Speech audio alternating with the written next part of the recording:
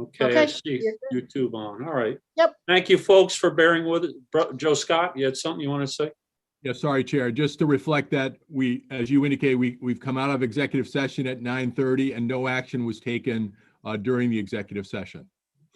Yes, Back thank to you. you, Chair. And thank you, everyone, for bearing with us.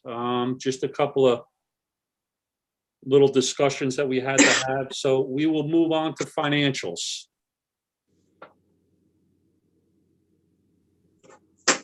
Rick, did you want me to do it or? Yeah, why don't you do it, Rose? Okie dokie, hold on.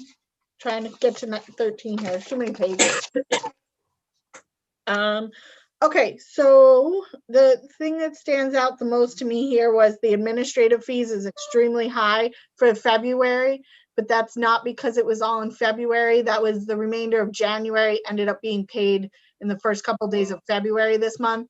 So that's probably, I think it was about $10,000 of that is actually January.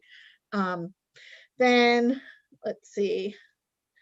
The PPE grants, we gave out an additional 10,500. There's very little left in the IDA, and I believe we'll use it all up by the time assuming we approve the grants that we have today, but there's still money left in the CRC, which we can cover obviously in the next meeting.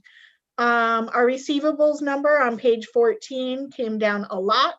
Our $75,000 that was due from a project closing from last year was received in February. So the only thing left here in receivables is annual fees and now, unfortunately, some late fees. All of our projects have reported back to us except for one of them, and I think we will not expect to get their reporting back to us. But I will circle with Joe Scott about their late fees since they're not reporting. Is that it? Yep, that's it. The only other thing would be, I guess, the CDs. As mentioned in the audit committee meeting this morning, the CD is coming due in May or June. So I will work with Rick on trying to find another, if it's another bank, or try to find some place with some kind of rate, although interest rates are pretty awful right now. Okay. Yeah. So that being the case, can I have a motion to concur with the financials as they were presented? Make a motion, Chair. Thank you, brother. Can I have a second? A second. Okay. Anything on the question on anything? All those in favor? Aye. Aye. Opposed, carried. That brings us to the chair's report. I have a couple things I'm going to touch on briefly because I'm pretty sure that Rose is going to give the lion's share of it. Number one, very, very busy, busier right now than we have been in a long time. And I think a lot of it has to do with our professionals, how they've expeditiously moved these things along. Our board, our pre-screen groups that start the process long before it gets to us and works with developers and applicants on the process. I'm very, very happy to see how that's kind of changed. There's a local IDA that's under fire. And I can tell you that you'll never see that with our IDA because we err to the nth degree on the side of caution with everything. I'm not casting aspersions on anyone, but we seem to go the extra step at all times. And I want to thank again our chair people on audit, governance, and every board member that we have here who is always quick to ask a question and give some input. Was fortunate enough to be a part of myself. Well, all the board members were there, but myself, Rose, and Joe Scott met with Brian Cahill's committee via Zoom at the beginning of the month, and we went down a list of accomplishments. But I was just so I wasn't amazed. I don't expect anything different. But what a wonderful job our CEO and council did on having the answers and conduct themselves in a professional manner. And believe it wasn't banging heads or anything. Some of the legislators had some very good questions, and we did our best, and I think we answered them, and we'll continue to do the work that's necessary to keep the public apprised of what it is we're doing. Because our goal, I believe, each and every board member could tell you, it's about good, clear decision-making and transparency. So that wraps up my report. That'll bring us to the CEO's report. Thanks, Jimmy. So on page 15 and page 16, we have pretty similar letters. When we went through and did our technology policy last year, it came to our attention that having our insurance policies with multiple brokers had caused a lapse in having the right kind of coverage for what we really need. So we had talked then about putting the insurance with one broker so that we could make sure that we don't have any more lapses in coverage. I circled with Marshall and Sterling, the Guerin and Guerin agency, and Ulster Insurance. And Guerin is apparently being bought out right now by Marshall and Sterling, but they said we should leave everything as is with everybody that it's with, which I'm not sure I agreed with.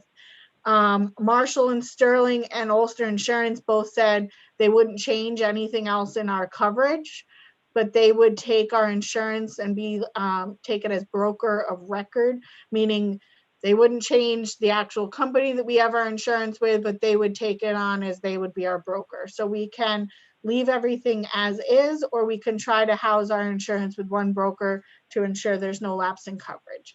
Well, So that's up to you. I mean, is there an upside? Is there a downside? I mean, if we're, I mean, it's more convenient for us. It's not like we'll miss a date kind of thing. So I don't know. What's your opinion? As of right now, there's no urgency. My only concern was that if we're missing some kind of coverage again in the future, if we had had one insurance agent, we would have known hopefully that we didn't have a technology policy to cover from identity theft, et cetera, from the confidential emails that we get. So that's the only issue, is if something comes up in the future, we might not know. I think what you have to look at as well, it's not just the cost, it's the business practice that they use. If they're sending you reminders and emails, and they're effective as far as information back to the client, because that's kind of what we do, and everybody misses something somewhere along the line. So yeah, I mean, as far as that, I think Ulster Insurance honestly did a better job. They held my hand more for the application for the technology policy and Marshall and Sterling gave me this massive application and said, good luck. And that was a little difficult because that's not my normal job. Here's what I want you to do. I want you to take Rick Jones. Rick, if you're available, and call them in like almost like an RFP. These are the people who've responded, and sit down and just the working points, okay, and then come back with a recommendation to the board as to what direction we should move and potentially who we should utilize. Can I get that in the form of a motion from the board? I'll Thank make you, a motion that, Rick, you second it? second, yep, All those in favor? aye. Aye. Aye. Opposed? Aye. Carried. Thank you. Okay. We got another application in the mail yesterday, so I'll be working with Orlando to set up another pre-screen. And it looks like honestly, it looks like a great project with good wages, and they've mentioned that they have union benefits. It's in the labor area, so I know I want to circle with either Mike or Jimmy to pull you guys, one of you, in on the Retired. pre-screen as well. I know. I'm You retired. have so much time, Jimmy. Come on. I'm burnt So- out. I'm going into rehab. It's not even time for golfing yet. So as Jimmy mentioned, we met with the legislature, with the Economic Development Committee, last month for a quarterly check-in. I put on our calendar to try to check in with them every quarter, as Brian, the chair, had requested that we do. It really was surprising to me, although I know that we've been very busy for the last year, when actually putting it all down on a piece of paper or several of how many policy changes we have and all the things we've done in less than a year. It was really, really amazing. And I know that we're not done still. On Friday, I'll be participating in a webinar for Paris. Last year, I did it kind of cold turkey, not knowing exactly what I was doing, but muddled my way through. So I'm looking forward to that. I'm sure it'll be thrilling. Then I had mentioned an email out to all of you that best practice was for continuing education for board members was every other year. I know that's what they said in the last conference that I was at, but that's not what the ABO wrote back to me now, and they've said it's every 3 years. So Faye had said she would do it, but Faye, ABO booted you, and they said they're not allowing you to do it because your last training was in 2019. But Mike, Mike is luckily was able to stay in, and so he'll be doing that next week. If anybody else wants to do it, I encourage you. Otherwise, I will bother you again in a couple of months to remind you to do that again. Joe and I are meeting with another very large project, I hope today, and I'm looking forward to that one as well. Other than that, we've just been busy, very busy with annual reporting. As I mentioned, we have the information in from all of our projects except for one, and we'll be working to finish up the Paris report by the end of the month. Okay, if you could do me a favor and get with the chairs of audit and governance, and let's start working on an outline for another working day like we did last year. I think that was very beneficial to our group as a whole, and I think it's something that it should almost be part of our UTEP. I know it isn't, but yeah. Oh, I'm glad you reminded me. I'm sorry, Jimmy. Thank you. There was one other thing, and I totally forgotten until now. Rick and I also did sit down for a couple of hours, and we had started working on. It seemed to be more basically what you had asked us to do, and then we wanted to. It seemed better to be called a community. What did we say, Rick? Benefit? A community. It's Community not benefit community report? benefit. It was a community investment agreement because it's a slightly different than the community benefit. And we sat down and went through a ton of ideas, and Rick was working on the initial drawing up of that document, and we'll bring it to governance to get more input, and then maybe tidy it up to bring it back to the board. But that'll be all part of a larger change to our UTEP and our matrix. But I think it's a really great start. And it's the idea of, although construction and labor is extremely important, this will also bring in local vendors like insurance, even small banks or places to buy your materials, things like that. There's more to it to consider. There's more to consider when a project comes in. I think it's long overdue. I think that there's a kind of a schism between, the board, not the board, but the perception of what the IDA does, what pilot programs are, what clawbacks are. And, a lot of people feel, and I'm going to let you in on something, we don't take money out of our pocket and give it to anybody. It's just, that's not the case at all. But when you get a collaborative group and the applicant is benefiting, you're incentivizing him to make sure that he utilizes local providers. The money moves in a circle, and it's a good thing on the whole. So, Rick, I'm sure we'll have some sort of outline.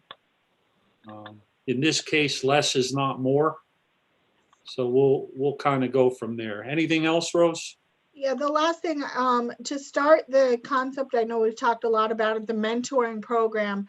I took the opportunity with having Wendy new in the office to have her sit down with me and kind of go through the steps and take the things out of my head and put them on a piece of paper, so that when a new project comes in, we have actually written down steps of everything that has to happen. So once we do that, we'll also write down the steps of what a project will go through in the first year and what they'll go through in the life of the project. Once we get that all written down, then we'll be able to turn that into something that we can give to applicants and not just use internally. And then that'll help with the beginnings of the mentoring program as well, Jim. Well, look, that's long overdue as well. Yep. We could put benchmarks in there where, we would like to hear from them, whether it's quarterly, and help them at the end of the first year, and so that they're on point with their reports, reporting back to us, fees, whatever it takes, It's amazing again, and I'm talking in governing bodies. I'm not talking about the legislature or anything else. Just take, for instance, schools that don't understand the process and are calling up and ranting and raving at this board regarding fees. Yes. We're open and transparent. Like I said, we'll do everything we can to make sure that everyone has a good working knowledge and understanding of the process. Yep. Any questions for our CEO? Nope. Okay, I make a motion that we accept her report as presented. Can I have a second? Second. Okay, I seconded. have a second. Anyone on the question? All those in favor? Aye. Aye. Opposed? Carried. Thank you. Committee reports. Dr. D, audit. Thank you, Chair. I'd like to call your attention to page 17, the construction labor monitoring report for the month of February from Loki Brill. As of the end of February, Innis has a monthly compliance average of 91%.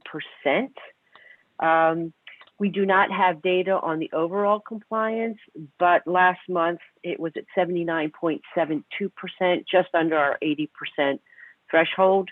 The last site visit, as we also discussed in our last meeting, they do not do site visits on a monthly basis. So the data that we get month to month is reported based on weekly reports that are submitted to Loki Brill. But we're moving to change that. So essentially, Innis is right where they were last month, tracking there. Any Diane, I'd like to questions? make Yeah. I'd like to make just one quick comment, and Sure. you're aware of this, and we've mentioned it before. I think it's time that the board moves the monthly count by Loki Brill to at least once every 2 weeks, or maybe every week.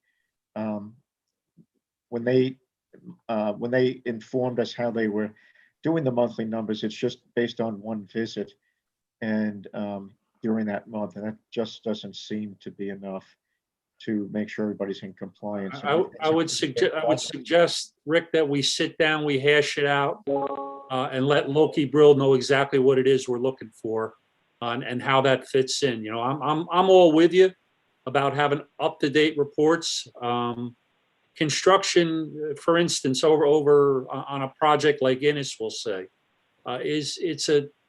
one day you can have 50 people there, the next day you could have 15 people there. So there's a lot of variables, and I think it's going to take a little bit of clear thinking and an outline. But I think your idea is pretty good. So yeah, we did discuss in our last meeting that we'll move forward to do that. So great idea, and we'll put something together and be very specific with Loki Brill what we're looking for them to do on a regular basis, so we get more accurate reporting on labor reports each month. I know we have it on the list for the next audit committee meeting as well, because it's been over a year, and it's time to revisit the contract with Loki Brill anyway. Yep.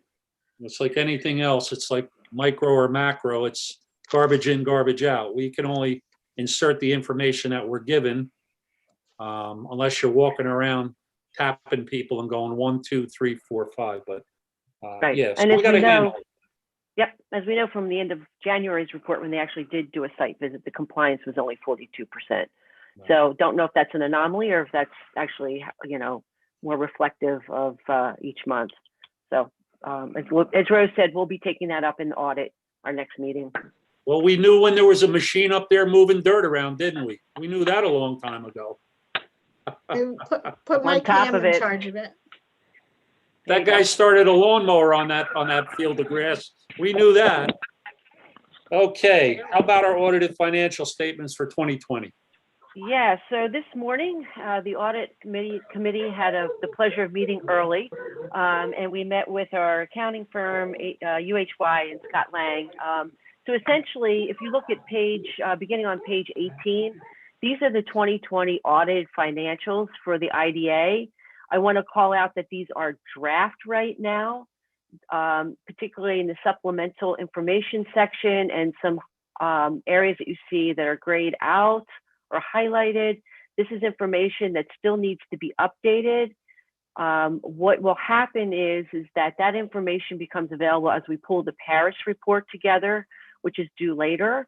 So for the purpose of the board, what we need to review and discuss and then approve are the audited financials part of this report. We don't have to come back as a board to approve the supplemental information. So I want you to pay attention to the financials, essentially, of this report for the purpose of approving today. And I'm going to ask Rose to just share some of the highlights that came out of the report. The one thing I will say is that from our accountant's perspective, it is a clean report in that they have no findings or issues with anything that's been submitted in our financials for 2020. Rose? Thanks, Ann. So on page 22 of the packet, which is page 3 of the audited financials, there's a spot that's highlighted. It's hard to see because it's gray for you guys. The agency highlights for 2020 is blank because that's our responsibility to fill in. I started working on that. I sent a copy of our 2020 operations and accomplishments. It's something that has to be sent to ABO separately. So I was going to take a summary from that and put that in here. Then let's see, on page 25, that's where you see the actual balance sheet that has our cash position has come down significantly for the IDA since 2019. And we'll be able to see why if you go to page 26. Although I'm sure it's not really a surprise to anybody here. We ended up giving away almost 23% of our fund balance towards grants this past year. So that's really the largest change. Although the administrative fees are up significantly from last year, it's really not, because it was just a kind of change in line item. In 2019, for almost half the year, the IDA was staffed by Joe Scott's firm. So you can see down that professional fees was $103,000 last year and is now down to $48,000 for 2020. And then the administrative fees went from $54,000 to $134,000. So it's not really that much of a change. The largest difference was really just the grant expense. And then the project fees, the income we had, administrative fees, you recall, were new starting in 2020. So that's the $37,000, the annual fees. $14,000 is the pass-through, meaning like Loki Brill or the CPA going through the full-time equivalents for our annual report for all of our projects. Miscellaneous and late fees, that's obviously mostly late fees. The rest of it was when a project had a change and we extended like their sales tax application, or there was a change with their mortgage documents and we had a small $500 or $1,000 fee for any of those types of things. There were 2 applications that came in last year, so there were only $2,000 in application fees. If you go to, hold on. Sorry, hold on. There's a lot of pages here. In the supplemental, the first supplemental is on page 36. You can see where we ended up coming in versus our budgets. If you remember, our first budget did not have the annual fees in place. The budgets have to be into ABO by the end of October. So that was well before we had what we were doing in place with the annual fees. But once we revised the budget again this past September and October, we were obviously right in line with what we thought we were going to do. The administrative fees came in a good amount under budget. The grants was under budget, but we rolled that $41,000 that was left over into 2021, and we'll have finished using that up, I believe, after this board meeting anyway. Other than that, everything else was pretty much in line. Thank you, Okay, Rose. any questions on the financial statements? Chair, do you have anything left on your report? I do now. We just need a motion to accept the audited 2020 financial statements. I'll make that Approved. motion. Do you have a Second. second? Anyone on the Bruce? question? All those in favor? Aye. Opposed? Carried. Thank you very much. Thank you, Chair. That concludes my report. Good report. Thank you. Faye, Finance? You're You're muted. muted, Faye, but I think she's saying no meeting, no report. Okay. I know what you're thinking. It's okay. It's fine with me. Less is more. Governance? Chair, there was no meeting on the governance committee. We'll be circling around with Rose. We're trying to get a date together before the next meeting for April. Thank you. I want to thank the governance committee. We put these pre-screens in place to kind of streamline the process and have people ready and willing and able to go when they walk through the door. And no matter what bumps there may be in the road, we do our best to address them. And sometimes you need a second bite at the apple, and governance handled it very well with an upcoming project and an applicant. And I'm glad that the process is working, and that's what it was put in place for. So can I get a motion to accept governance as presented? So moved. Rick, thank you. A second. Orlando, anyone on the question? All those in favor? Aye. Aye. Opposed? Carried. Brings us to old business, status of pending projects. Joe, do you want to? Yeah. Sure. And just, sorry, Chair, give me a second to get to that page. That's Yes. page, Gave you a second to go 45. get coffee before. Now you want a second to get to the page? sorry, it's just, We started too early. it never. I liked it when he didn't wear his tie the other day. That's what I liked. For Joe.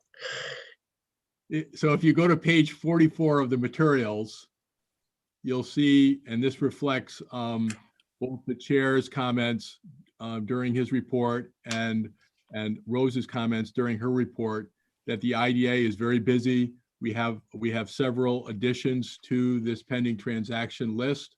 We're still continuing to monitor Wildberry and Kingstonian and Aphotheria, but we've added Magruder, RBW, and Romeo Enterprises, and those actions are on, for the last three, are on the agenda today for consideration of a public hearing resolution. So that's my report on pending transactions, Chair.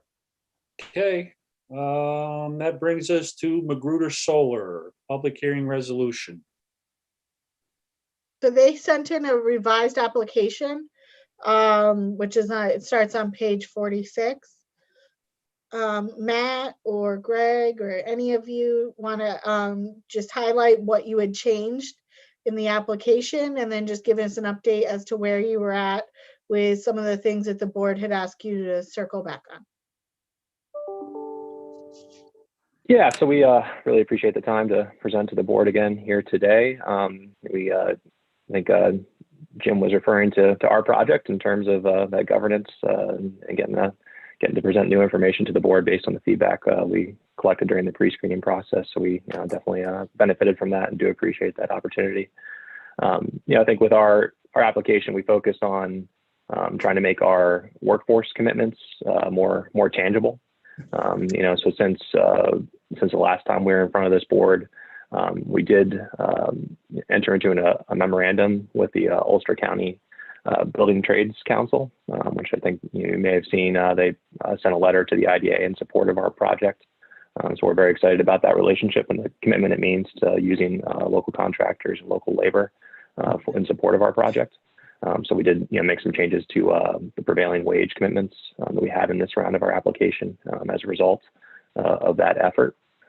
Additionally, we can probably walk through some of the finer points of the actual economic value of the pilot that was presented, but we worked with Rose on kind of fine tuning, what the sales tax, benefits we were looking to get from the IDA, which only apply to a portion of our project. There's some other New York State exemptions we're eligible for as a solar project that do cover some of the other sales tax that we had in our initial round of our application. So that benefit we're looking for from the IDA has been reduced pretty substantially. Greg, I don't know if there's anything else that you think might be meaningful to highlight in terms of new information in the application. Yeah, we made an adjustment to the overall project costs.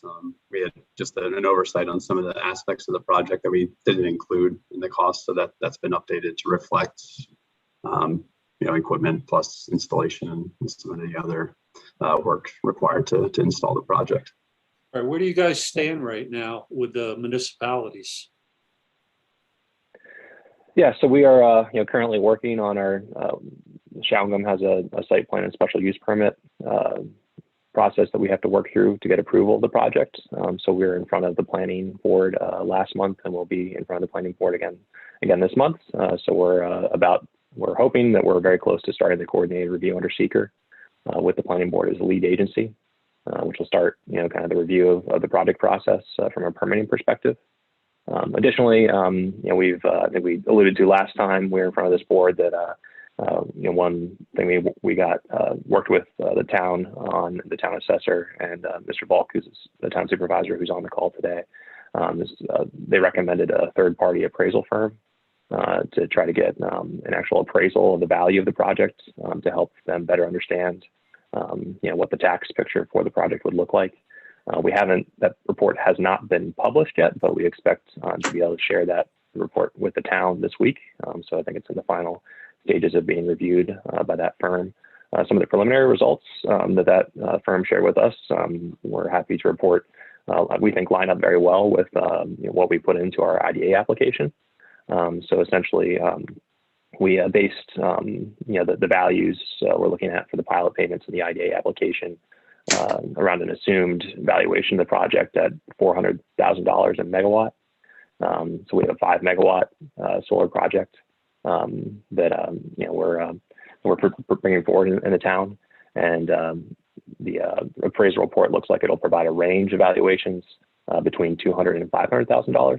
So we're kind of near the top end of that valuation. We haven't seen the report yet, but we're glad that we're falling in kind of near at the high end of the range with what we've presented publicly so far, which I think kind of validates like what we're moving forward with and what we've seen in other parts of New York State in terms of what we're trying to get done here with the IDA. So you're cautiously optimistic in the process. Yeah, I think it's slow and steady wins the race type of thing. So we're just trying to make progress every week and just present more information to help with the process. You're like the little train. I think I can. I think I can. I think I can. All right, it's been a few years since I've read that book, but yeah, I agree. Yeah, we'll be good. So, Rose, you wanted to touch on something? Rick has a question, I think, about the appraisal. It might be the same as what Rose has, but there were two things that I wanted to confirm what I thought you heard, what I thought you said, see if I heard. Yep. And number one is that the town is amenable to the IDA doing this pilot, because if you remember, just for anybody who is not aware, who's listening, the town had opted out of the New York State program. And so by us entering into a pilot, I want to make sure that the town is happy that we'll do it because they had opted out years ago, 3, 4, 5 years ago. So that was my first question, a question mark for you, Matt.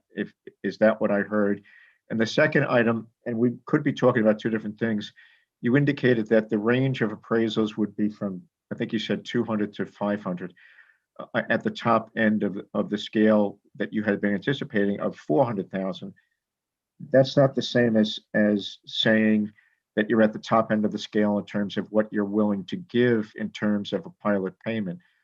In the financials that I looked at, you were giving way down at the bottom of the scale. The scale runs from 25, let me just look at my numbers, 2,500 to about 75, 2,600 to about 7,600 in this area. And you were offering 3,500. And Rose and I were thinking more of around 6,000 a year as opposed to what you were offering of 3,500. So I don't know. So those two things are very important to me and need to be resolved, I think, before we go to a public hearing. And you're still going through the planning board process. So I Can don't we know. wait on that, Rick, until the third party comes back with numbers, and that way we have another platform? Well, there may that's be. fine. That's fine. Yeah. What I was wondering, Jim, is what's the connection between the appraisal? I'm not an expert on solar, but Oh, what's listen, and I can tell you one thing. I can tell you one thing. Nobody gets it by giving it away. It's a process. You start at a number and you work to where we find there's a community benefit. So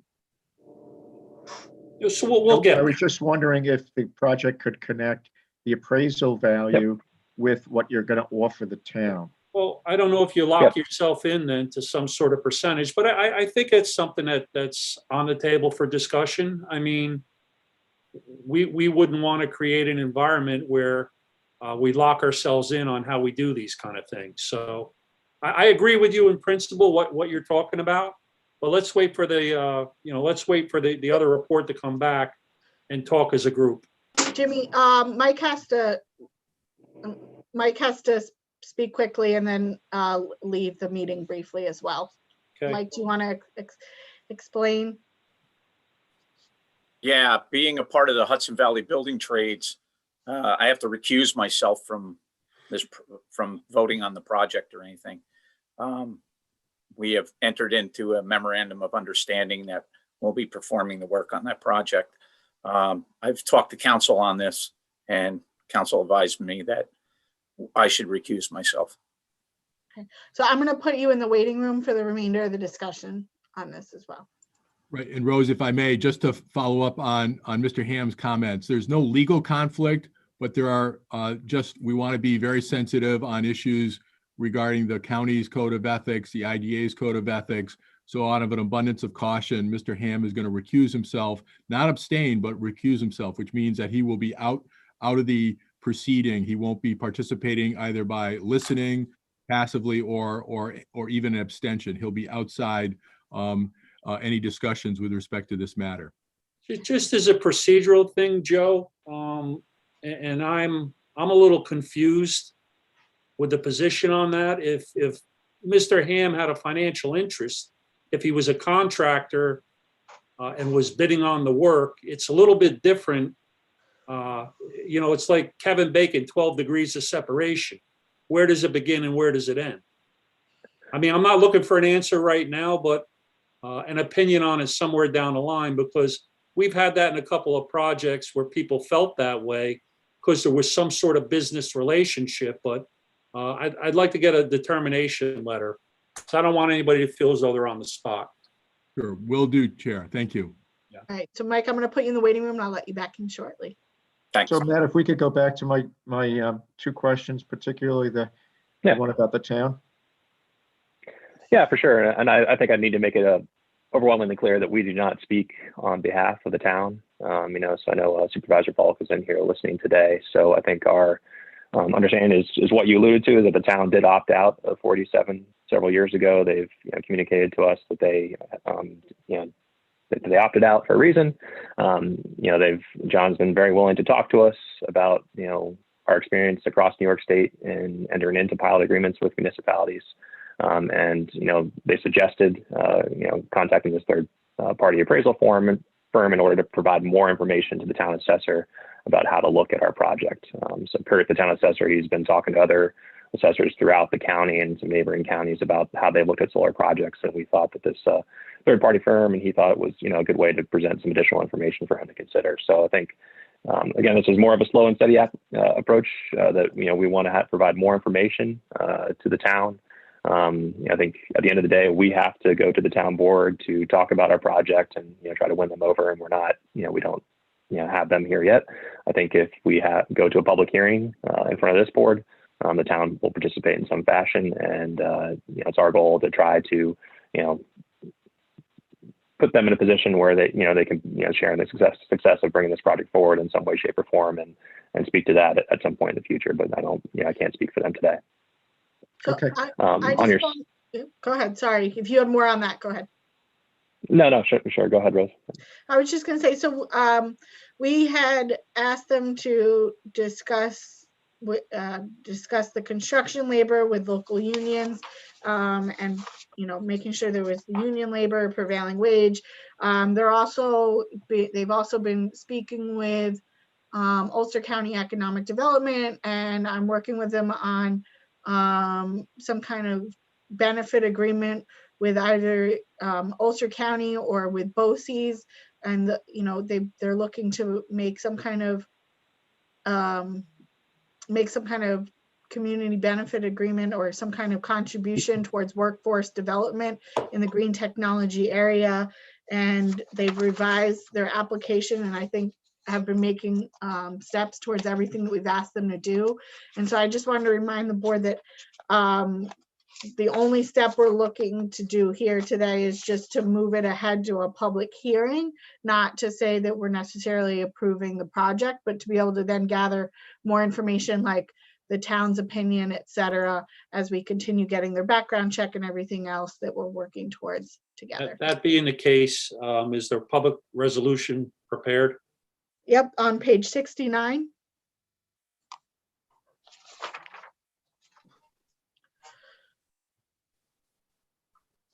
Faye, if you're muted again, Faye. So Rose, can we move this ahead without them acquiring a special use permit from the town? Yeah. Joe? Yes. Yes? Rick, you had something else? I had the same exact question. Okay. And they also have to go through seeker, right? Yes. Right. Correct. Yeah, so we can't take our final vote. Yes, I mean, well, I guess you could probably take a final vote of no, but you can't take a final vote of yes on the project until all of that's completed anyway. But this is, again, just moving the project along to the next step, as they've already waited another month and gone back to pre-screen to tighten up a few things in their application.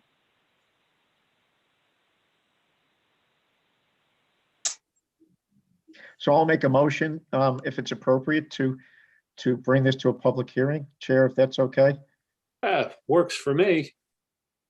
Can I get a second? I'll second.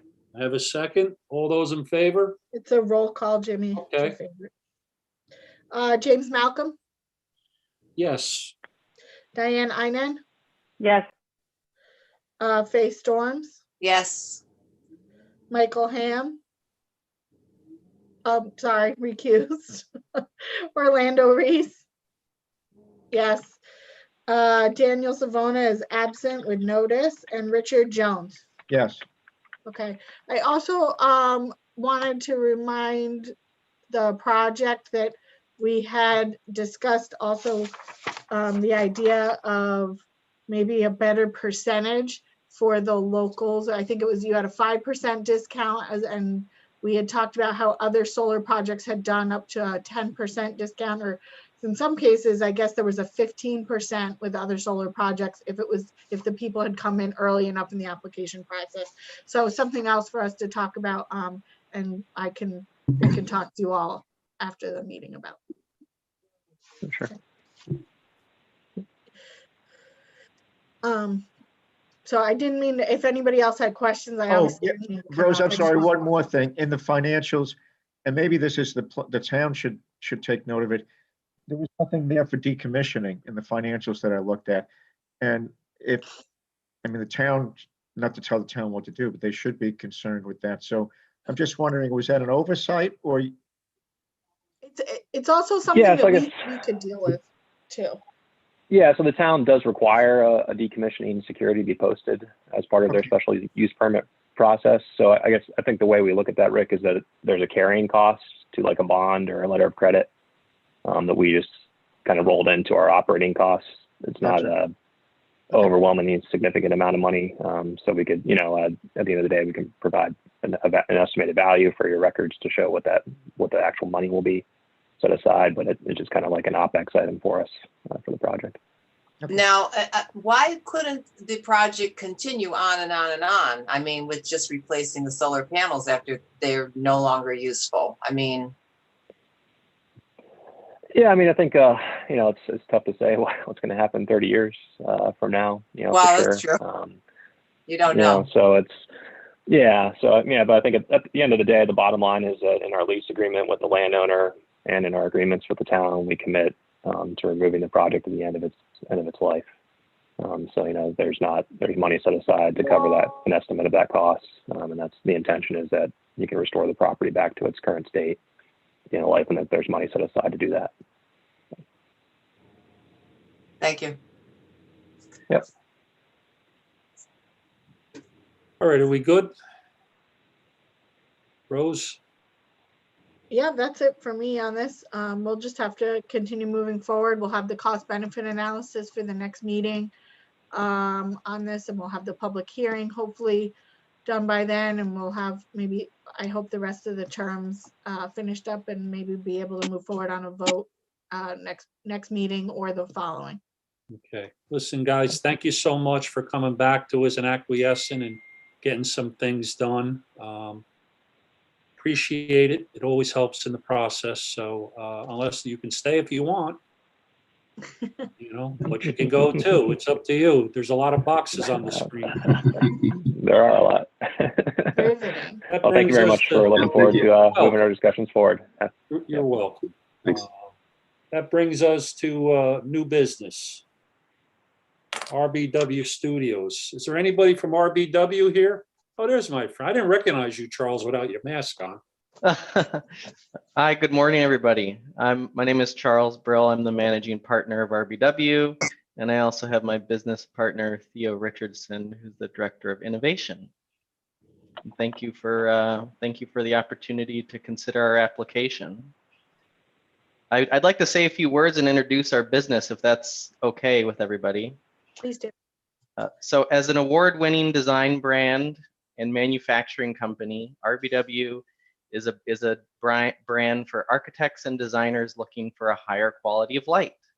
By listening closely to the needs of our customers, RBW's forward-thinking, technology-driven approach invents lighting solutions that are out of the ordinary, products that take on unprecedented shapes or make subtle upgrades to familiar forms. RBW's luminaires have been installed all over the world, from the renowned Noma restaurant in Copenhagen to Fortune 500 company workplaces and hospitality environments across the United States. And I'd also like to add that in Ulster County, we are one of the lighting brands that is installed in Scribner's Lodge in Hunter, New York.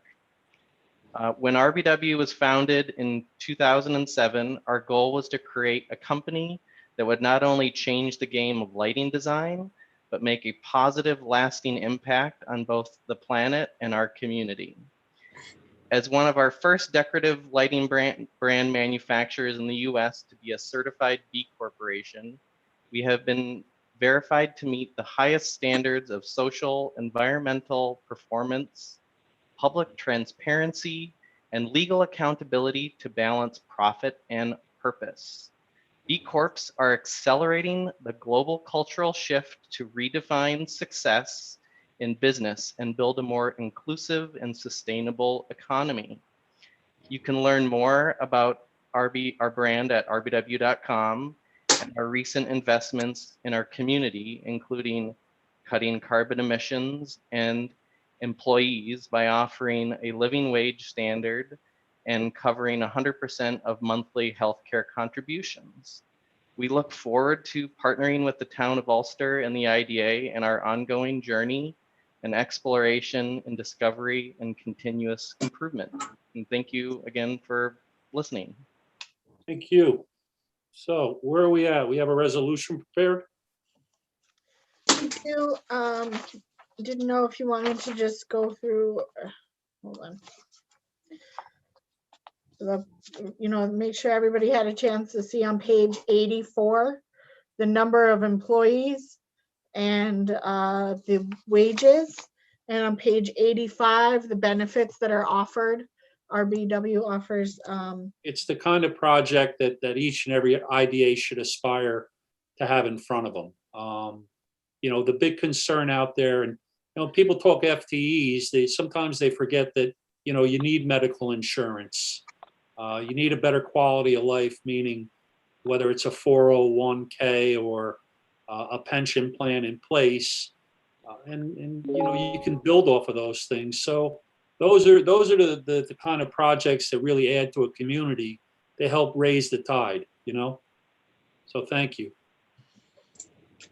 They have a high minimum wage for their employees. Although they're not getting credit for retained jobs because it's all new to Ulster County. They're starting with 30 employees that are coming from Brooklyn, and then they're also bringing some of the employees from New Jersey, and they're going to be adding a total of 18 more employees over the next 3 years. The wages range from 48,000 to about 135, 136,000. I'll take one of them. yeah, maybe I'll. The total project cost is 5.8 million. On page 89, they filled out the number of points, and then it goes to page 90. You can see that they have added up to 12 points. I've double checked. Charles was kind enough to be ahead of the game here and sent information as far as the educational credentials of their staff to show that they have the 2 points for the advanced educational credential. And they've obviously committed to the 2 points for environmental sustainability. I know that they don't have the points here for construction workforce being regional, but Charles, can you just elaborate that's your intention? You just didn't have the final information yet? Sure. The project is still in schematic design phase. We have been working with the local architecture firm for the last few months, who definitely has a lot of ties to the community, and we'll be working with that firm to ensure that we're sending out local bids for all the renovation and general contracting initiatives. And to add to that thread is that we're also working with local financing as well. Right. Yeah, and I know Scott Dutton is the architect. He's worked with other projects of ours, and he's familiar with, our desire to have a local construction workforce. All of the jobs certainly do qualifies for the 3 points for the projected wages. And the points that they have here obviously speak for themselves for the number of full-time equivalents.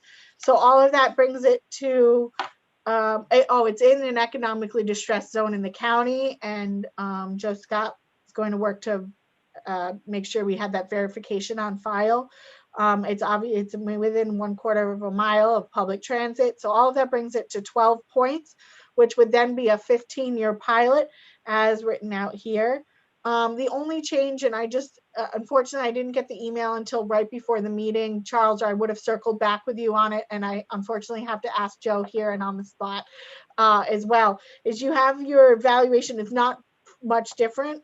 You had your assessed value at 2.19 million, and I did hear back from Dan Baker this morning that he's coming in at 2.3. So it's not very different, but Joe, we should get this page updated.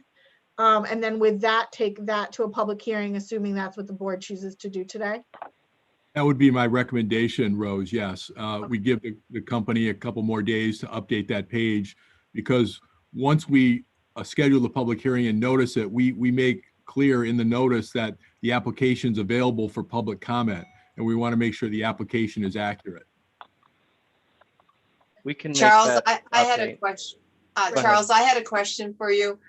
what percentage of jobs will be people who actually live in Ulster County? That's majority of the jobs. One thing I could add is we don't have an exact number, but we are offering many incentives for existing team members to relocate. Over the last few weeks, we've been offering a travel stipend for individual team members to explore the area and stay at local hotels. And we're offering up to $7,000 in relocation benefits, including moving costs, spousal job support in terms of ensuring that the family has support in finding new jobs, also support with either a broker fee or some sort of apartment deposit, and another supporting ancillary costs regarding moving, to really ensure that we give there's no financial barrier for people to choose to continue to grow their careers at RBW. Thank you. That's great. Yeah, and you had I know you touched on the fact that you're a B corporation, and did you describe, sorry if I missed it, you described exactly what that meant a little bit too. So for me, when I think about it, I immediately think about Patagonia, just because that's obviously the most well-known B corporation, I think. It's just above and beyond sort of what is required of you, right? Sure. If I could say that really simply, if you wanted to memorize the ideas, that we essentially put people before profit. We are one of 4,000 entities globally that have taken this public commitment for a high degree of transparency in all of our business practices. And much of that has to do with how we consider the environmental impact, how we consider our employees' well-being, and how we consider the engagement within our community. And in 2019, we were one of the first lighting manufacturers globally to make this commitment.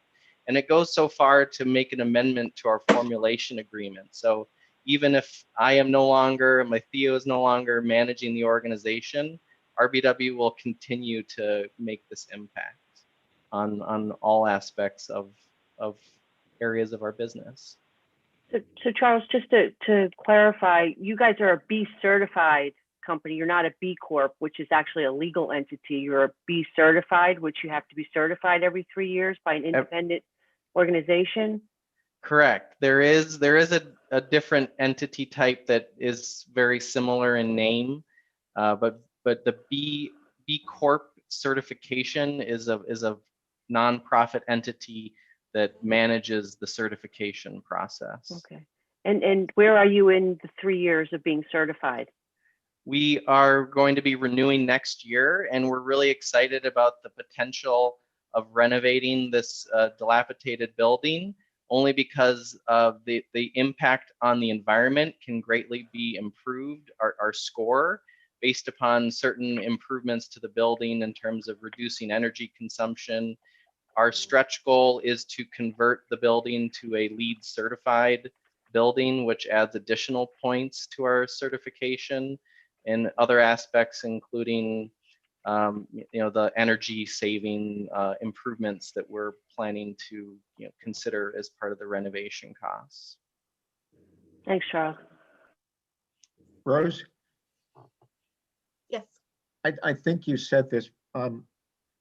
The only question I had, and I think you covered it, was the company in their application claimed 2 points as being an economically distressed area, and there's a footnote that gives 3 options to comply with to be declared that. You do have, or you will have, the documentation? Yeah, that so it's supports it's the census tract that we were that they would qualify with. Joe was working. Joe, I don't know that he has the exact documentation, but we know where they are in the town of Ulster. It's right next to Tech City, which I think is also very important. And as you know, in the town of Ulster, the hotels and the other projects that we've done that have qualified because of retail, they qualified because they're in the economically distressed area. So Joe? Yes, Rick, there's maps that have been prepared which chart that data. And we'll follow up with Rose to make sure we have something in our file that confirms that determination. Okay. I would just suggest if I'm reading it correctly, there's an easy way of qualifying. If you look at the footnote that goes with this, footnote number 6, it suggests a special condition, Joe. I think you're familiar with this. And the special condition results from severe short or long-term changes in economic conditions. So this project is so close to Tech City, and Tech City having been a long-term economic downer, I think they would easily qualify with that. So it's a little bit different than just looking at that retail qualification, because this isn't retail necessarily, but that retail qualification involving the census tract. And on that one alone, I think they qualify. So anyway, I just wanted to make sure we had Yeah, that. so I would say, yeah, definitely. I would say with both, it makes sense. So it's Okay, just want to make sure that we have the extra file. reason. complete. The only other thing I was going to say is I was disappointing to hear you say that it's only 4,000 other companies in the entire world that are B certified. I hope that more will follow suit. So the total benefits that they would be asking for, it's 647,500. So that would be the sales tax incentive, the mortgage tax incentive, and the estimated value of the pilot. The number will change slightly. It'll increase slightly once we change the assessed value, but obviously the change from 2.19 to 2.3 isn't really going to move the needle too much here. So we're going to So take a Charles, do vote you on the have any resolution. friends from Brooklyn that you want to invite to come up with you? In Ulster, we have all of Tech City to fill up. Yeah. Well, believe I it or wouldn't worry about that. I think that's coming. Yeah. believe it or not, there is another B Corp in Kingston. It's a company that just relocated from the same complex in Brooklyn, and they're called Really? Keep Candles, and they're in Uptown Ulster, and they are employing several, I think 5 or 6 people now, manufacturing some really innovative candles. So I think they have there's a growing movement to consider all aspects of private business. Okay, can we move this resolution? We're going to take a vote on it. Joe, you want to touch on it? Sure, Chair. No, go ahead, Rose. No, I was gonna say you're muted. Go ahead. It's page 99 of the materials. And like the resolution from Magruder, what this does is authorize staff to move forward with scheduling a public hearing. Does not commit the IDA to the project. There's still a number of things that we need to do. And Rose has noted a number of them. But what this does is get the process moving. We need a motion to take the vote. Yes. I get a motion to take the vote on the resolution. Make the So motion moved. to pass. Okay, I have a second, and Diane Rick seconded. Rick seconded it. All right, Okay. please move the roll. Yep, James Malcolm, Yes. Diane Einen, Yes. Faye Storms. Yes. Thank you. Michael Ham. Yes. Yes. Orlando Reese. Yes. Daniel Savona is absent with notice, and Richard Jones. Yes, Wonderful, thank you. So we'll get working on the public hearing, Charles. I'll forward you the information that I have from Dan Baker. I'll talk to you, and we can get this moving forward in the next couple of weeks. Great, Good stuff. we're excited. Thank you. Thank Thank you, you. Charles. I appreciate you giving us an opportunity to work with you. That brings us to Romeo Chia. I see Lucia is here. She is. Yes. How are hi, you how this are you? morning? I'm doing well, thank you. How are you? Oh, I'm ducky. Perfect. Please, go ahead, Rose. So Lucia, like you did in the pre-screen, if you could just give the board a brief overview of your project, and then we'll touch base on highlight some of the things in your application, and then the board can ask any questions that they have. Sure. So we are looking to relocate our Romeo Kia facility over to Ulster Avenue in the town of Ulster, directly across the street from our existing Chevy location and next to the Quick Check. This project's been in the works for approximately 6 years at this point. Our original thought was to relocate it to a parcel of property that we own just north of the Chevy store, north of the Holiday Inn Express, and just south of Angela's Pizza. But due to construction costs on that, that became unreasonable. So we kind of tabled this for a while, and now we're to the point where we are literally bursting at the seams at our current facility. So we need to make a move. We need to relocate to a place where we can actually service our customers appropriately, have them drive into a facility where they know where to park, where there's parking available, where they can see the vehicles, and also in a facility that is not 50 or 60 years old like the current one that we have. So we know Ulster Avenue is a great location, as we've seen with our Chevy store that's been there for about 10 years, almost 10 years. And we're hoping that we have the same amount of success with the Kia store to move it across town.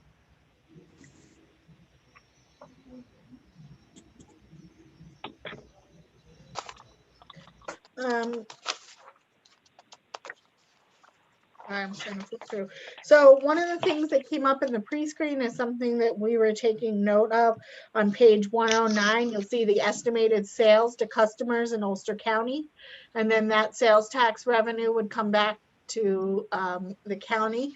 Unlike other sales, car sales tax, although it's supposed to happen the other way, but unlike with everything else, car sales tax is going to follow the car owner. So if somebody comes over from Dutchess County, for example, the sales tax will go to Dutchess County, but you can see that they're estimating obviously a fair percentage of their sales to be to Ulster County residents. Although I also want to note this is a retail project and they've filled out the application appropriately. We have the ability to move forward with this project, although it is retail, because it is in the economically distressed area of the county. And we do have, Rick, the documentation for that on file, as well as Lucia has it and sent it to us as well. Yeah, I couldn't make out, Rose, I couldn't make out anything in the application package, those maps, so. That's accurate. Joe Scott's firm went through it and ensured that it was correct. They certified that's correct. Okay. Yes, they did. Yes. That's good enough. I have just a couple comments, questions. Sure. All right. On page 113, and I think it doesn't materially affect too much of anything. I think it's just maybe our application needs some other modification. And on page 13, number 4, that's not correct. That should be a no. They're referring in question number 4 on 113 to an empire zone. And this is not in an empire zone. It's in an economically distressed area, but not an empire zone. So that should have been answered no. That's different from question 5, which is the economic. It might be, but it might be both, Rick. It's not an empire zone. I mean, if it is, I don't see the documentation for it. I don't think it is. I don't think there's any more empire zones, quite honestly. No, but the empire zones, they still exist, although it's not a tax credit anymore. They still exist. And so, Joe, didn't we check this one that it was also an empire zone? Or was that a different pre-screen? No, that was we did discuss it, and I have to go back through and see if there's, from a history standpoint, the town has an empire zone in that area. I'll follow up on that. So if we could do that, and just to be able to paper the file correctly, if it is, fine, but I don't think, but I leave it to you guys. And the other question I have is on page 122, Rose, where you're doing the points. And I just had a question for the applicant, for Lucia. Sure. Environmentally sustainable, claim 2 points. Which one are you claiming 2 points for, Lucia? Is it industrial site? Is it a business park? What are you, energy efficiency? Cars? It's the energy efficiency Of the building? No, it literally qualifies down to use it. Our qualification as per our matrix, we're not specific on what it means. So it's literally doing the best you can to use the most energy efficient technology as possible, including good light bulbs. So it's really not a high. It's not a high bar. It's not, but that's what the matrix is. So all So you need she's to do is all you need is a high efficiency light bulb to get the Yes. full 2 points. Yes, we'll be revisiting our matrix and our UTEP over the next year. Now. Definitely. But yes, and this is correct. Okay. So on page 117, you see they have 18 full-time equivalents right now, and they're projecting to double and go to 36 by the end of the 3 years. By moving locations, they'll be able to expand. And Romeo had done this before with their other dealership Chevy, so I know Lucia has a good understanding of exactly what will happen to be able to happen to the business if they are able to move to the town of Ulster and expand. The wages range from 45,000 to 89,000. And then, did you want to touch base on the construction labor and let us know where you were at with the potential use of local labor and or prevailing wage, union labor, et cetera? Sure. So our architect is just in the process of finalizing the construction drawings as we speak, hopefully this week. He has asked me for the names of who we would like to bid the project out to. We've given him 4 names. 2 of them are local contractors, 2 are based out of Albany. But to all 4 of them, we are telling them that we have to comply with this provision to have at least 75% local labor with the construction workers that they use, because that's very important to us. We've also provided, actually haven't provided it yet, but I will be providing to them a list of the subs that we would like them to reach out to, who are, they're primarily customers of ours, and they're also local businesses that we've worked with in the past, because it's very important for us to reciprocate. They do business with us. We of course want to do business with them. We understand that. I would just, and I don't like to say the word caution, but everybody pays taxes who's in business in Ulster County, not just the people who shop at Romeo. So don't shortlist yourself. There's a big wide market of people there. Yeah, we're not saying that they have to be on that list. We're just giving a list of going off what the people statement that you made. You want to do business with people that do business with you. I can understand that. That's a good practice. But just don't let that stop you from maybe seeing other potential, whether it's contractors, architects, suppliers, whatever it may be. I don't have to tell you. It's not the first time on the roundabout for you. Right. And a lot of times when circumstances like this, if we expand our horizons, we end up gaining new customers too. So, we're definitely open to all opportunities out there. We're not gonna, pigeonhole ourselves into, what we think we want. No, thank you. I appreciate that. Yeah, absolutely. We're real big about the money moving in a circle in Ulster County, because at the end of the day, it's the taxpayers who are funding these things. Mm-hmm. One of the other things that you had mentioned in the pre-screen I thought was really interesting is that Kia is moving towards, correct me if I'm wrong on the number, but I think 50% of their cars are planning to be electric by 2024 or 5? I believe I went back and double checked the statistics on that just to make sure I was accurate when I said that. I believe their goal is to be 50% by 2025, but their commitment is 40% by 2030. So that's the entire lineup. They want it to be all electric, not just electric and hybrid, but all electric by that point. So with building a new store, we're also putting in charging stations that will be available to the public. As of right now, we don't even have the capability in our current facility to install those charging stations, let alone open them to the public, because there's no parking. There's nowhere where somebody could safely park and leave their vehicle while it charged. So the plans are to put the charging stations right near the service drive. We'll set up with, I think our initial plan was to set up with 2, but we would have the wiring already run to have a total of 6, so that as the need arises over the years, we can add them very easily because the infrastructure will already be there.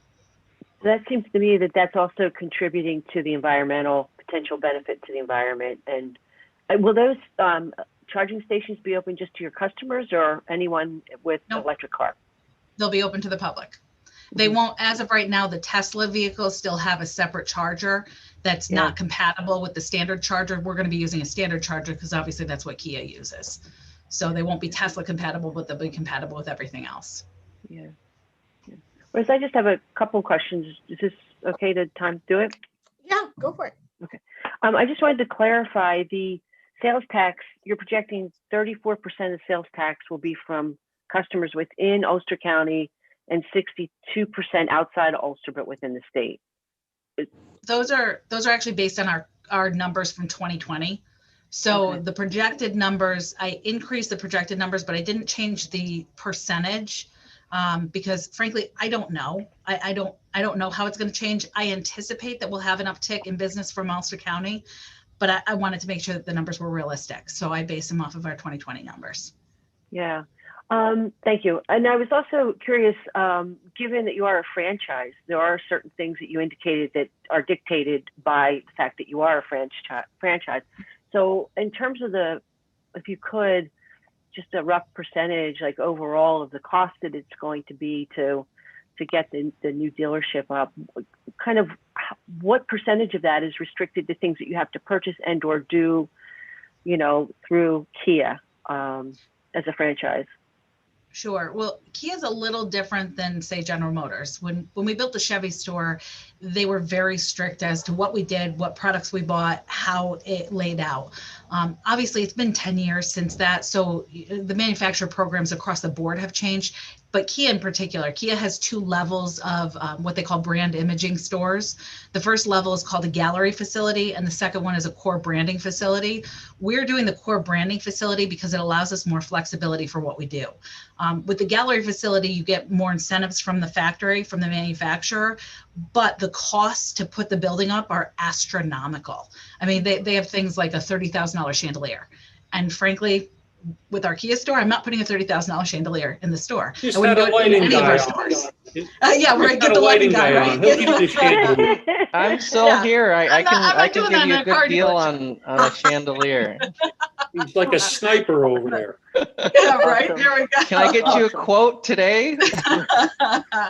I'm not putting chandeliers in car businesses. It's just not how we roll. So we opted out of the gallery facility program. We opted into the core branding. So there are certain elements that Kia wants. The signage obviously is very important. They want that through their sign company. The panels that we use for the exterior of the building.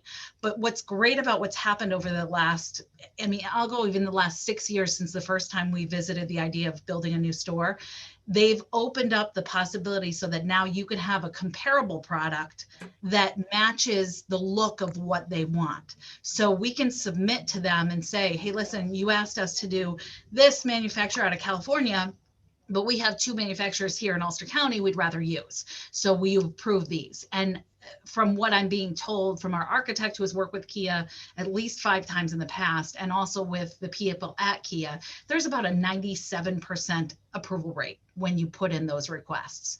So number one, I think it can save us some money in the in the construction of the building. But number 2, it gives us a lot of opportunity to keep more of the business local. Great. And just last question for you. So right now you're entering into a 10-year lease, right? We have a 10-year lease with an option with to the renew. 5-year renewables each year, right? So, Yes. so it's a 10-year lease, but we're looking at a 15-year pilot potentially. Mhm. So I'm assuming your intent is to go into a second round of leasing with the option, the 5-year option. Yes.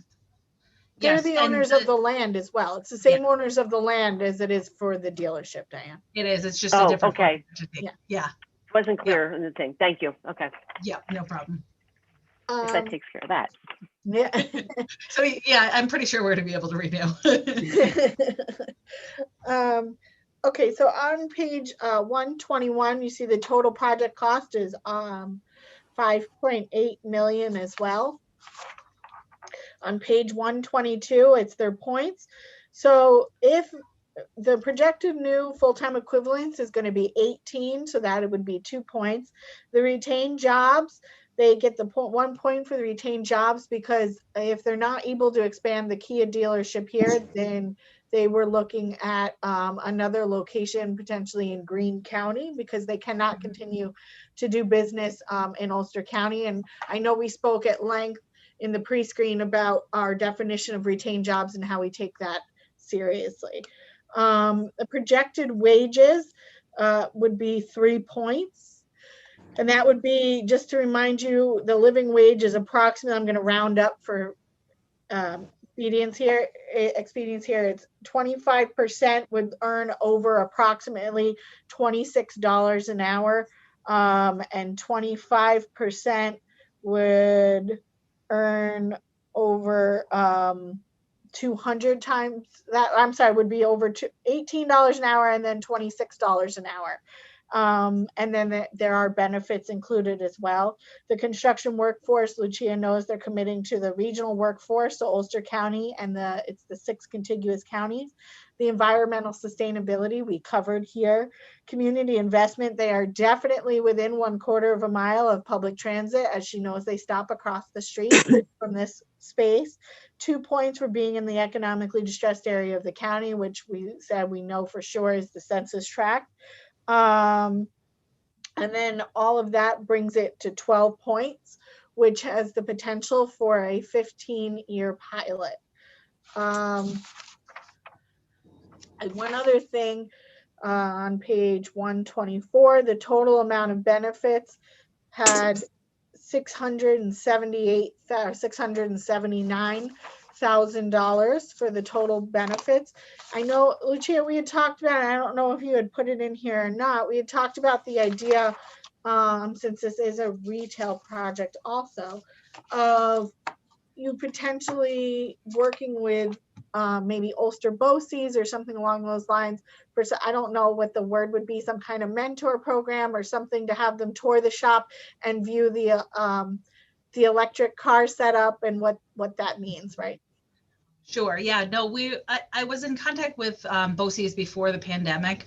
Actually, we have set up a program, for lack of a better word, a little ironic in this situation, we call it a pilot program at our Ford store for training new technicians. Technicians are actually the hardest job to fill in the dealership world. Just finding even technicians that are just starting out in their career and want to make it a career. It's a very high demand job and not a lot of people to fill the seat. So we were working with BOCES before the pandemic to set up a program at our Ford store. And we have at Ford, we have a former field engineer and certified master technician who works for us, who is basically like our shop trainer. So he works with techs that are pretty much fresh out of school or even still in school. We had a couple guys that were still in school and working with him, and he's training them, helping them with the online training with Ford. We send and we pay for all of our technicians to go to the manufacturer's certified training. We pay for their lodging, we pay for their transportation, we pay them for the hours that they are there, as if they were turning wrenches in the shop, because it's that important to us as a company. So we're planning with Kia as well. I have a shop foreman currently who's been with us for, gosh, I think he's been with us for 7 or 8 years. We've only been in business for 9, so almost since the beginning. And he has expressed an interest in getting out of the day-to-day of turning wrenches. So our thought process is, when we move to the new store, to do the same program that we have at Ford, utilizing Mike as our trainer, so that we can bring up some Kia technicians as well. And we would obviously want them to be from Ulster BOCES as well, especially while they're still in school, because I mean, you can't ask a technician who's in school to travel for an hour or two to get to work every day. It's just not going to happen. So if they're local, you know, they're going to show up, they're going to be there, even if it's just for a couple hours a day. And it helps them in their, you know, in their education, and it helps us in cultivating new talent, which is key to this business. So you're pretty much checking all the boxes, and you understand the process of what it is we're looking for. And again, it's a business with a good foundation in the area. It's not like you're going to pull up stakes and run away, because the last guy that told us that, we said, see you later kind of thing. But you're not going anywhere. So are there any other questions or anything that we have to touch on? Joe, resolution?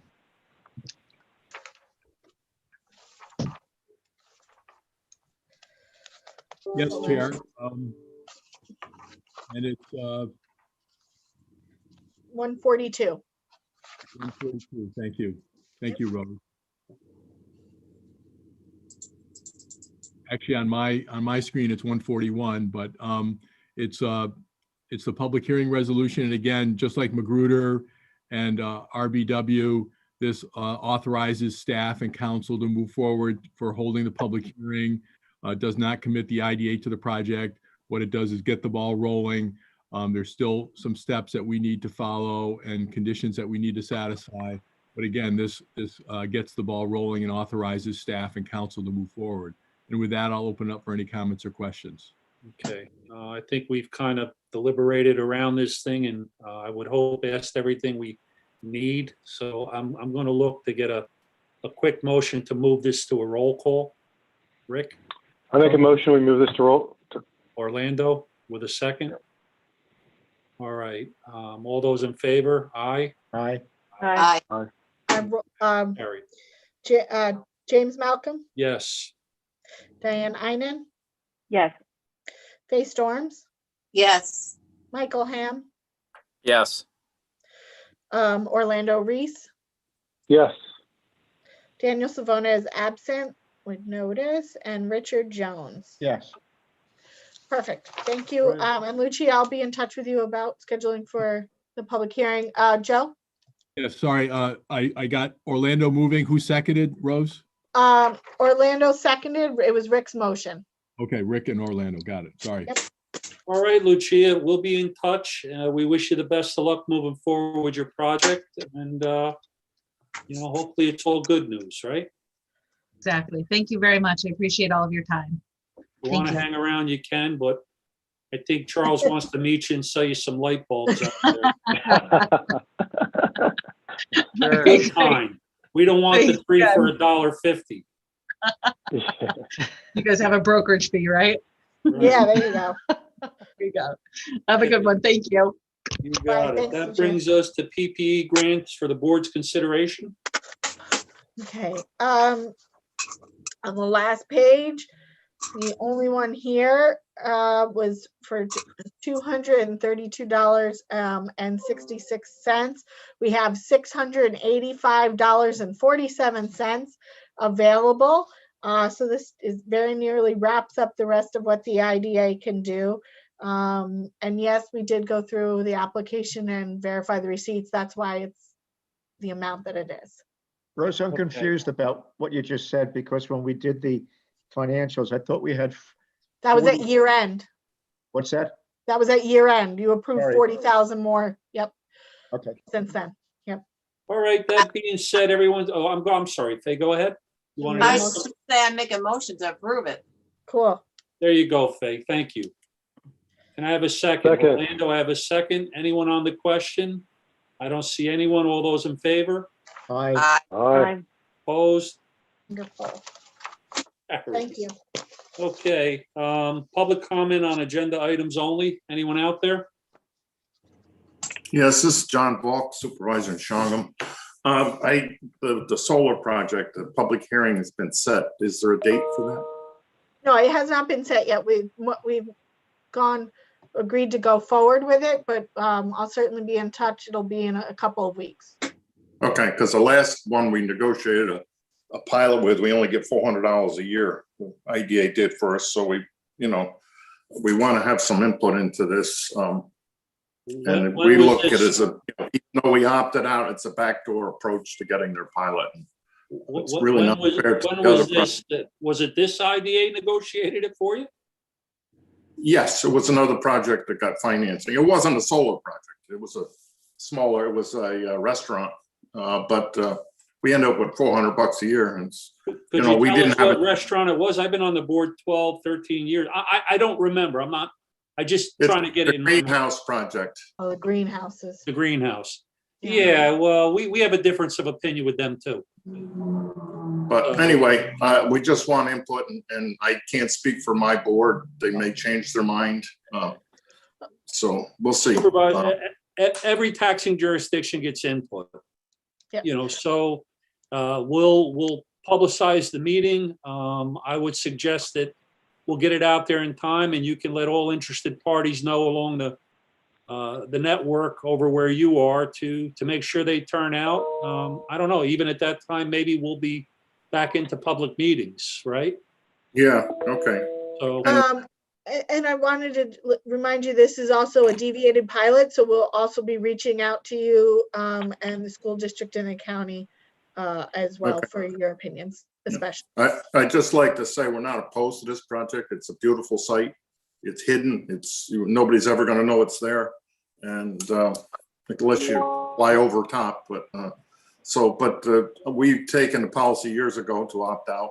And I asked the board last 2 meetings ago if they still supported that policy, and they said yes. So, well, having driven by that farm for years and years, in the summer, you know something's back there.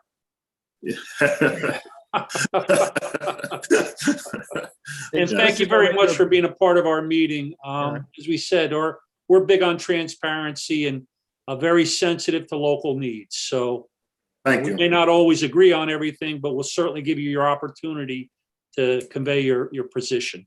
All right? Because our assessors been trying to work with them on, a 485B exemption and everything, and they still think it's not enough.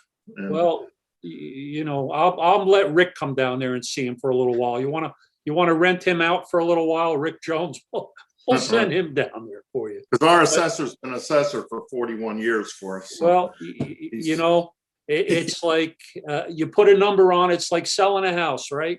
It's only worth what you get for it that day. You can put whatever number you want on it. So, well, I know, and he's all right. It's nice to know that you Thank you. like the Thank you. project. It's okay. nice to know that you like the project. And if you were following the conversation, I don't think, at least the committee that looked at it first, is totally on board with what they're offering. So there's still more. We're not going to get into negotiation. that. Okay. I think we have to wait for more information to come in. So we can't say we're on board or we're not on board. We don't have a good set of facts in front of us.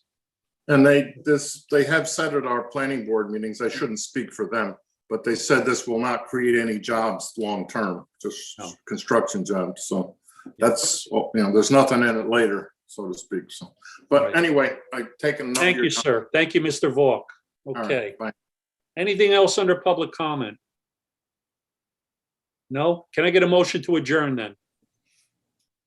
Motion. I have a second. All those in favor? Second. Aye. Aye. Opposed? Okay, so we're going to adjourn. We're going to take, it's 11:03. We'll be back in here at 11:10 for the start of the CRC if anybody needs to, whatever you need to do. Aaron, you can stop recording this meeting. So we can start a new one for the CRC.